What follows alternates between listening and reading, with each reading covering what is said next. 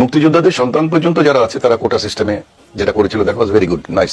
কিন্তু একটা দেশের আজকে 52-53 বছর বয়স হয়ে গেছে, স্বাধীন হয়েছি। তো সেই সময় যদি একটা স্ট্রাগলের বয়স থাকে 12 বছর বা 14 বছর, ধরে নিলাম 12 বছরে সে একটা রাইফেল তুলতে পারে, বিতর্কেও যেতে চাই না। আমার কথা হচ্ছে যে 12 বছরও যদি ধরা হয় তার বয়স, তাহলে আজকে 53 কত হয়? 65। 65 বছরের বয়সের লোকটা তো স্কুল কলেজে ভর্তি হওয়ার জন্য বা চাকরি, সরকারি চাকরি করার জন্য 65 বছর ভর্তিতে সে যাবে না। কাজে এরা যারা এই কোটাটাকে রাখতে চাচ্ছে তারা মুক্তিযোদ্ধাদের জন্য রাখতে চাচ্ছে না, তারা নিজস্ব স্বার্থের জন্য রাখতে চাচ্ছে। কারণ কোনো হিসেবেই তো মুক্তিযোদ্ধাদের জন্য এটা পড়ে না।